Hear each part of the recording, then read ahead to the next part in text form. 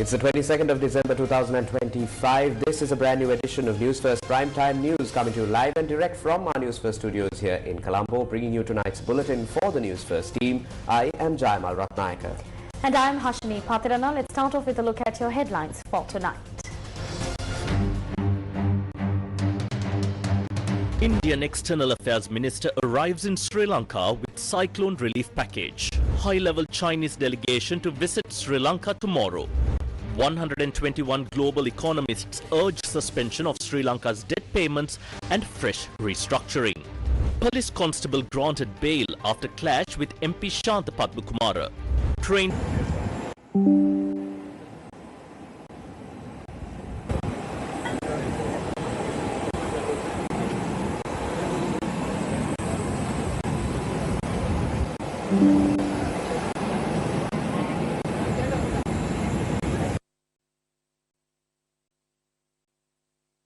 The visit was announced earlier today by India's Ministry of External Affairs.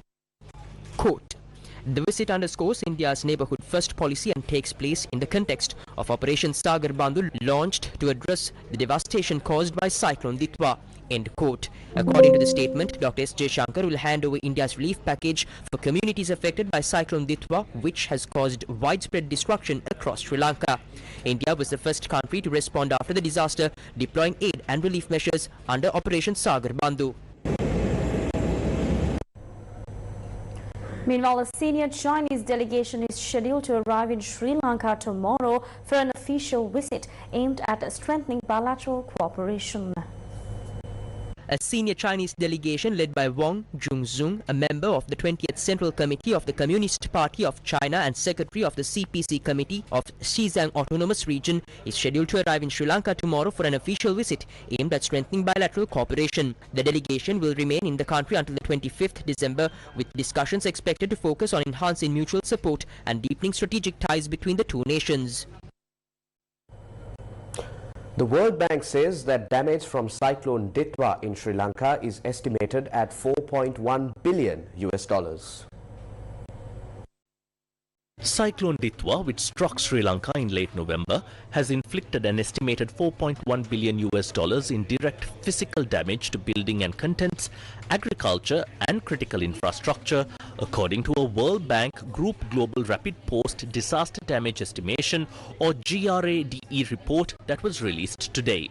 The figure, equivalent to around 4% of Sri Lanka's GDP, captures the immediate blow to the nation's physical assets and underscores the scale of recovery ahead.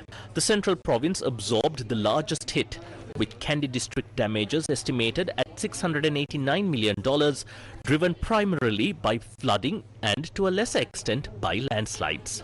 Across the country, infrastructure, including roads, bridges, railways and water supply networks, accounts for the largest share of damage at $1.735 billion or 42% of the total damage, severing connectivity and access to markets and essential services. A coalition of leading economists and academics has called for the immediate suspension of Sri Lanka's external sovereign debt payments. They also called for a new resilient-oriented restructuring after Cyclone Ditwa unleashed a climate catastrophe they say has exposed fundamental weaknesses in the country's latest IMF deal. 121 experts, including Joseph Stiglitz, a public policy analyst and a recipient of the Nobel Memorial Prize in Economic Sciences, argue that Sri Lanka's 17th IMF sovereign debt restructuring, executed under a 48-month extended fund facility, offers only limited debt service relief and fails to provide a sustainable solution to the debt crisis, leaving the country extremely vulnerable to external shocks, especially climate-induced disasters. The economists say Sri Lanka now faces a severe economic shock triggered by the cyclone, extensive flooding and landslides damaging infrastructure, livelihoods and key economic sectors. This environmental emergency is poised to absorb and potentially exceed the extremely limited fiscal space created by the current restructuring package. They further note that additional external debt is already being taken on from the IMF, and more lending to cope with disaster impacts is likely, compounding medium-term risks. The statement underscores the IMF's own acknowledgement that Sri Lanka's route to debt sustainability remains knife-edged, saying targets are being met narrowly while social spending benchmarks were missed. With diminished revenues, rising reconstruction costs and increased import needs, the group warns that projected gains from the restructuring could be quickly undermined. According to the academics and the economists, the existing restructuring, modest, conditional and tied to uncertain macroeconomic outcomes, is inadequate to protect the vulnerable majority from recurrent climate and external shocks. By prioritizing debt service continuity over deep debt relief, the IMF perpetuates structural exposure of the economy and population to future disasters.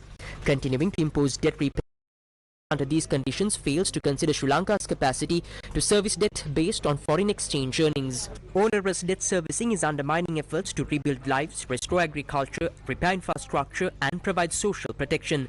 The experts demand an immediate suspension of external sovereign debt payments and a new restructuring calibrated to the current climate-driven emergency. They propose to recognize climate-driven disasters as systemic, not exceptional shocks, provide significant debt cancellation without punitive conditions to free fiscal space for disaster recovery, social protection, reconstruction and development, prioritize human welfare, environmental protection and long-term viability over strict adherence to financial obligations to external creditors.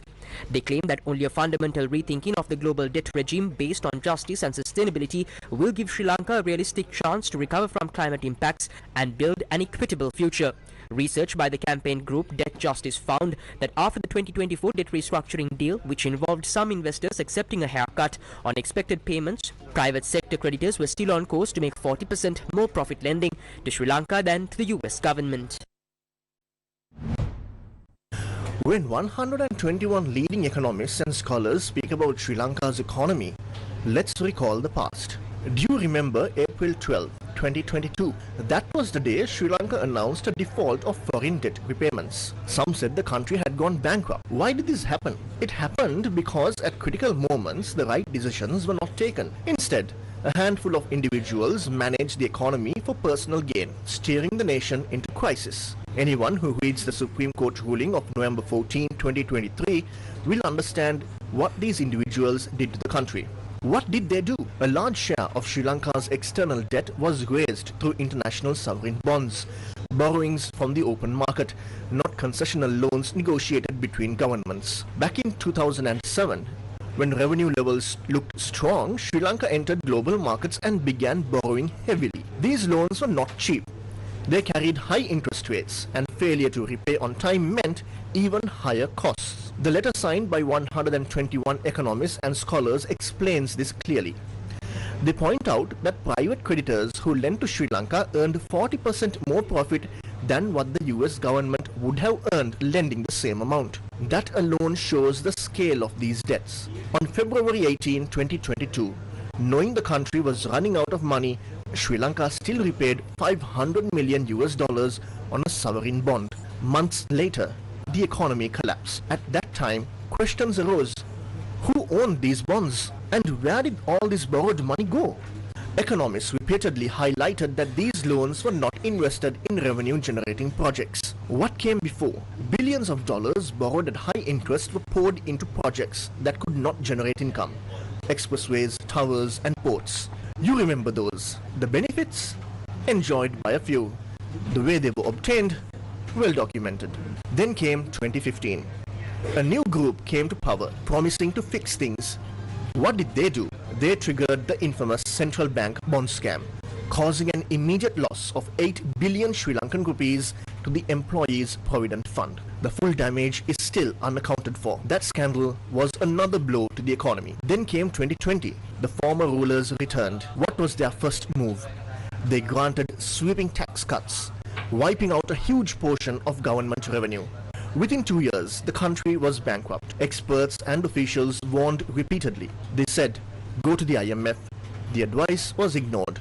They said, don't pay the USD 500 million bond in February 2022. Again, ignored. Finally, when foreign reserves hit rock bottom, imports were banned. Who felt the pain first? Farmers. Chemical fertilizer and agrochemicals were banned, and yet $6.9 million was paid for a Chinese fertilizer shipment. Eventually, people took to the streets. Those who drove the country into disaster were sent home. What happened next? The coalition that came to power shifted the entire burden onto the people. Crushing taxes, skyrocketing fuel prices, soaring cost of living. The people responded in the last presidential and general elections. And today, those who bankrupted the economy, who used public wealth for private luxury, who played musical chairs with power, are now sitting together, waiting for the country to fall again, predicting dates of collapse. While ordinary citizens work tirelessly to rebuild, what are these people doing? The International Monetary Fund said that Sri Lanka's capacity to repay is adequate but subject to significant risks.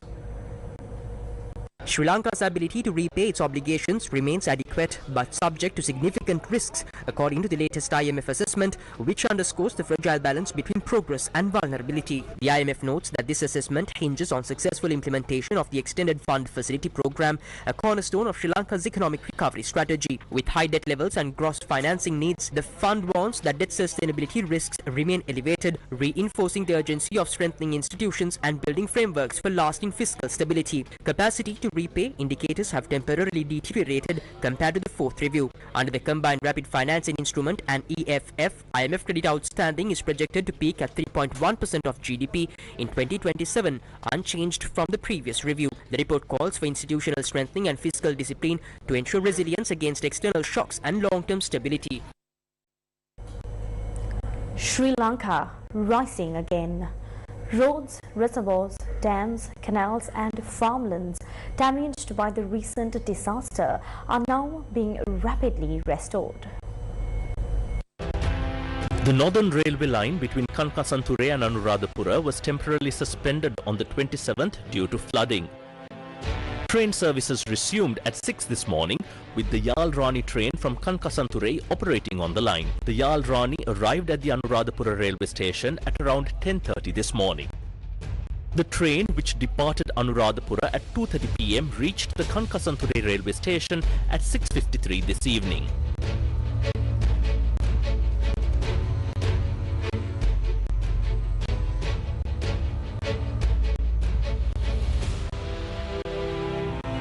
Meanwhile, the Hangwella, Bandara, Anikatan Canal in Dambagahapitiya was renovated by villagers in the Ududumbara Divisional Secretariat.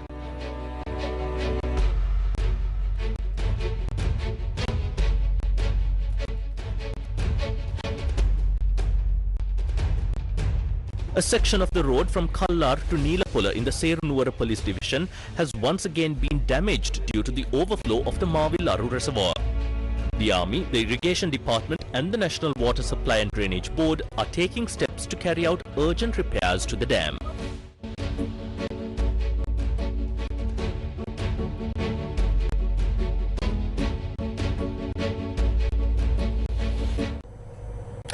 At the State Television Awards, Sirasa TV, Newsfirst, Shakti TV and TV1 were honoured with multiple accolades.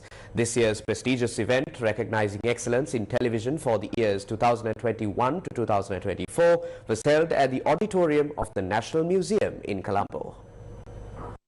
Award winners at the State Television Awards. Best Investigative News Reporting for 2021, Vindana Prasad Karunaratna of Newsfirst.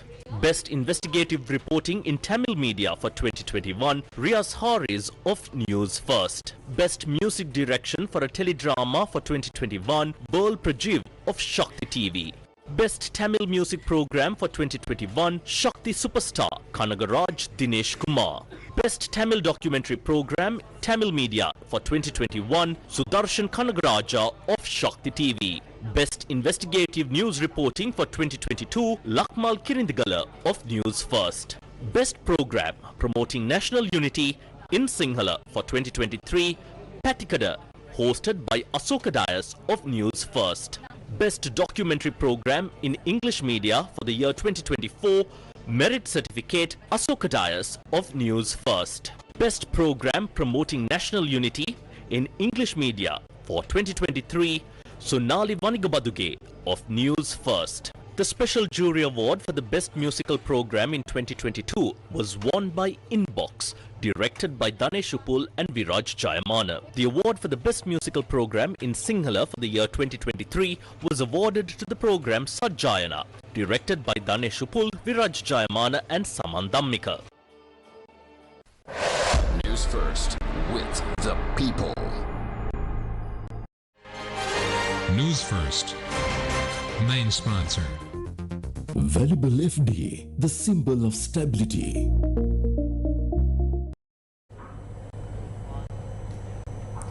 Hiran Khosla, who contested the last local government election under the Samagi Jana Balavegya for the Ambalangoda Urban Council, was shot dead this morning.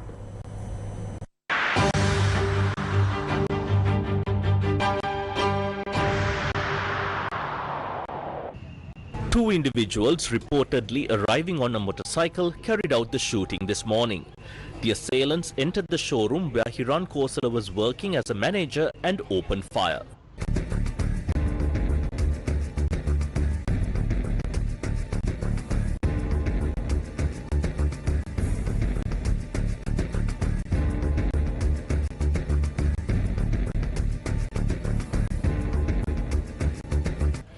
Police stated that the suspects entered the showroom claiming they intended to purchase a television set. After the shooting, the suspects fled on the motorcycle, which was later found abandoned in the Adadula area by police.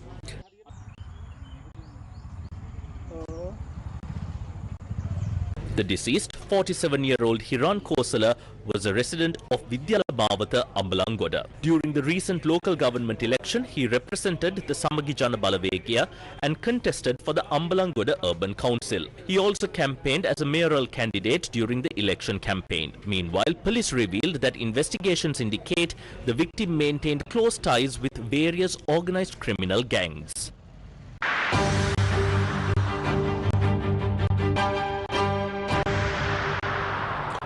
The police constable attached to the Suryakanda police, who was allegedly involved in the altercation with NPP Ratnapura district MP Shanta Padmakumara, has been released on bail. Bail was granted after the constable was produced before the Ambilipitiya Magistrates Court. The police constable who currently serves at the Suryakanda police was arrested this morning over allegations that he had assaulted National People's Power Ratnapura district MP Shanta Padmakumara. He was arrested on 3 charges including unlawful obstruction and criminal coercion. On the 20th of December, PC Susantha Hettiarachi, who is attached to the Suryakanda police, had completed his duties at around 7 p.m. and was headed towards his home in the Kolonna area, and along the way had met the parliamentarian and gotten into a verbal exchange with him. Thereafter, the parliamentarian lodged a complaint with regard to this incident. In addition, the constable attached to the Suryakanda police had made a call to the 119 police hotline, alleging that a group including the parliamentarian had assaulted him and stolen his motorcycle. We have received the initial reports into this matter from the judicial medical officer, and accordingly there is no sign of an assault on the police officer. With regard to the stealing of the motorbike, when a group of police officers investigated the site of the incident, they found the bike in close proximity to the said location. We now suspect whether the police officer made a false complaint. Therefore, investigations are continuing in this regard as to whether he made the complaint for a hidden personal agenda or whether a certain group coerced him into lodging the complaint.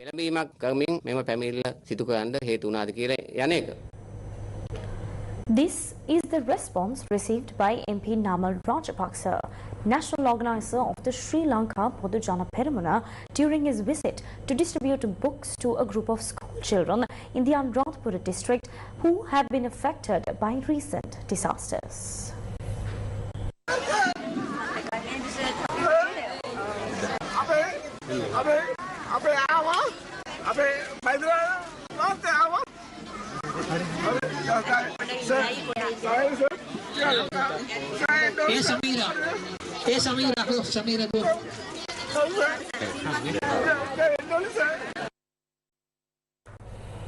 The LOLC Divisavia, Obai Mamai Ape Ratai, or the You, Me, Our Nation social service program implemented to provide relief to people affected by the recent disasters, commenced this morning. The program was held at the LOLC head office premises in Colombo.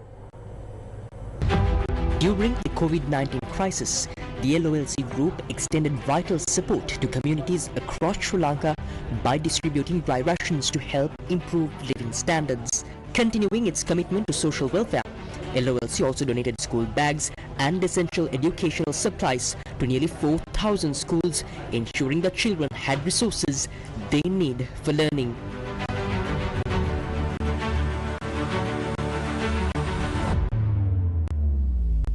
Today, LOLC launched another major social care initiative under the theme Divi Savya, Obai, Mamai, Ape Ratai, or You, Me, Our Nation. This 10-day program will provide relief to families who lost their homes in the aftermath of Cyclone Ditwa, focusing on 6 severely affected districts: Kandy, Matale, Kegol, Badulla, Nuwara and Ratnapura. Under this initiative, dry rations and essential items will be distributed to households that suffered complete housing damage. The program commenced this morning at LOLC head office with a multi-LOLC group also shared his comments on the program. This program is a continuation of LOLC's vision and mission of helping the population of Sri Lanka at times of a crisis. So currently we are facing a severe issue after the Ditwa incident, the flooding. Schools have got affected with the cyclone and the flooding, and we are reconstructing them. But before that, so the initial stage of the program is to help people who are in camps, who desperately need to survive, basic essentials to survive, and we are providing that. And the second stage is to help schools which have been affected by the cyclone and the flooding to reconstruct them. And after that, there is also another section. So the third stage would be to rebuild all the schools in safe areas. With the launch of this program, essential food items were distributed to many families in the Kegol district whose houses were completely damaged.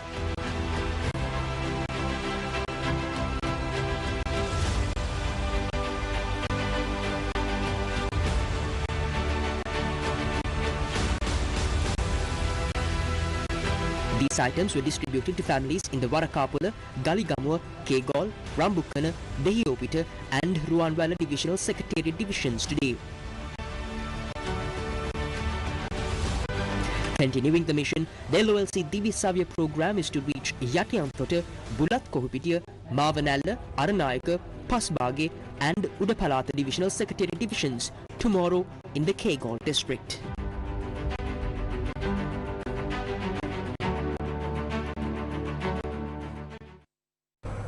Sri Lanka's export sector has recorded an annual growth of 5.8% during the period from January to November 2025. Export performance in November 2025 has increased to $1,364 million. Of this, merchandise export earnings amounted to $1,053 million, while service sector export earnings stood at $311 million, bringing the total export earnings to $1,364 million. The significance here is that compared to last year, we are seeing a growth of 5.8%. Over the past 11 months, particularly from January to November, Sri Lanka's export performance has grown to $15,776 million.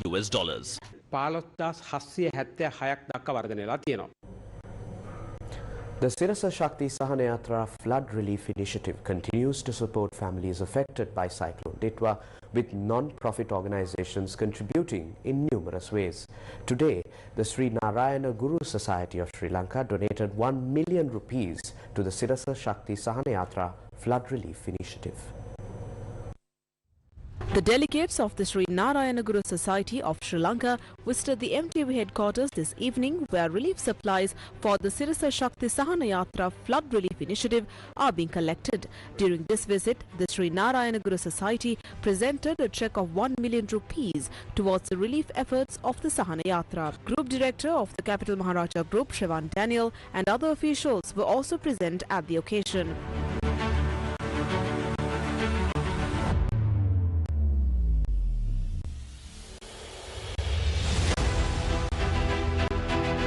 இன்று நாங்கள் இந்த சிரச சானயாத்ரா இந்த நிகழ்வுக்கு We were planning to celebrate the annual Sri Narayana Guru festival yesterday, but that was before we learnt about this flood relief initiative. Considering the current situation in the country and seeing the suffering of the people, as well as seeing the efforts of the Sirasa Shakti Sahana Yatra flood relief initiative reaching out to those in need, our committee decided to donate all the funds collected for the celebration towards this worthy cause. We also added a little extra to that amount to fully support this flood relief initiative.